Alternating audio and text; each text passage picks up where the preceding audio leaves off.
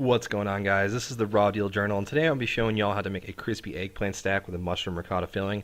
Makes for a really tasty appetizer or light dinner. It's vegetarian, but I definitely think it's hefty enough where it doesn't really feel like it. In the first few shots, I forgot to show the eggs, breadcrumbs, and butter, but hopefully that's something y'all have on hand. So yeah, let's get rolling. We're going to play that royalty-free massage therapy waiting room music.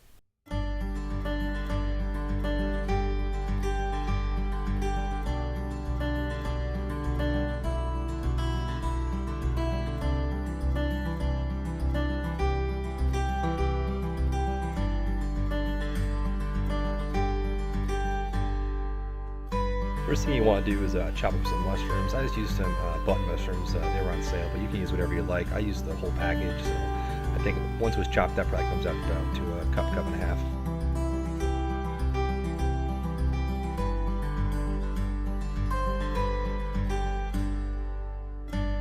Yeah, and once you get them all chopped up, not too fine, just so they have enough texture when you put them in with the ricotta. You can set them aside, throw them in a large mixing bowl. Okay, next up obviously is the eggplant. We're going to chop that up into rounds, so just quick slices, about 3/4 of an inch to 1/2 inch in width. You don't want to make them too thin because then when you fry them they just kind of fall apart, so that's usually pretty good width for them. But yeah, just quick slices, use about 3/4 of the entire eggplant and reserve the last quarter. With that last quarter of the eggplant, we're again just going to dice that roughly. That's going to get tossed in with the mushrooms. We're going to saute that off. It'll lose a lot of water in cooking, so don't worry if they're a little large. But again, just enough texture so when you add it to the cheese, that you notice that's there.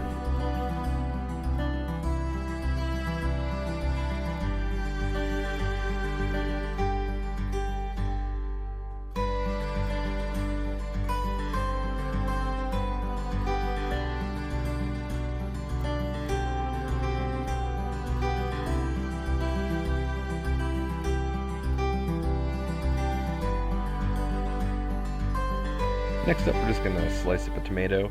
You're not going to use a whole bunch of them, but just a little touch of acidity on here kind of breaks some of the richness from the ricotta filling. Okay, so I was a little proud of this one here. Look at that, paper thin.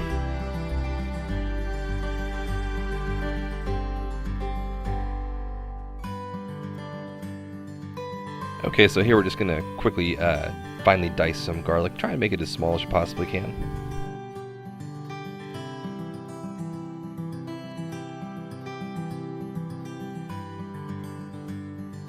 Okay, next just throw in a giant pat of butter and let that cook down for a little bit. Okay, so I didn't show it here, but you actually want to add a teaspoon of that smoked paprika, salt, pepper, and thyme.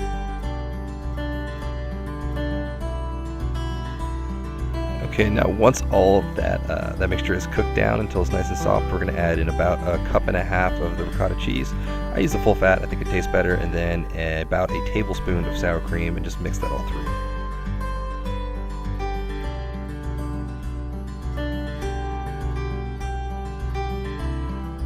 Okay, after that we're going to dredge our eggplant rounds in a little bit of beaten egg and then dip them into some breadcrumbs.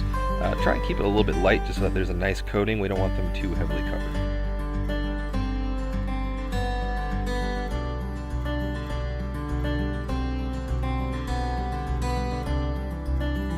So go ahead and heat up about 2 tablespoons of oil or butter, whatever you prefer to fry in, and just get that over medium heat.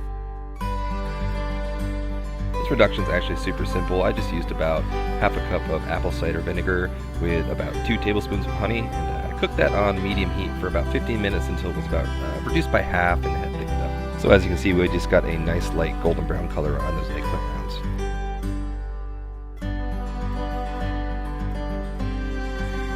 So constructing here is super easy. We're just going to lay down one eggplant round and evenly spread a little bit of our mushroom, eggplant, ricotta mixture. Don't want it to go off the sides, but just so there's a nice even coating. You can lay the next round on top and just kind of repeat. I use about 3 rounds here. Any more than that, it starts to start to tip. As you can kind of see, even with mine, it did a little bit.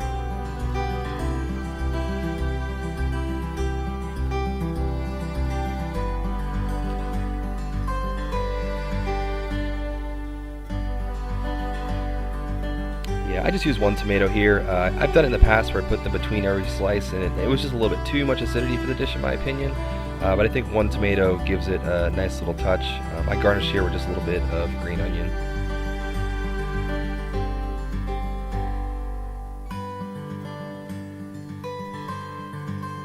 Next, you can just go ahead and drizzle some of that apple cider vinegar reduction over the top. I imagine balsamic would probably work pretty well here too, but I had some apple cider vinegar lying around and figured I'd give it a go. It did take a little longer to thicken up. And finally, I just sprinkled a little bit of Spanish smoked paprika on top. I'm sure you could just use regular. I just had this lying around and I like the flavor. Here's our finished product. Enjoy, guys.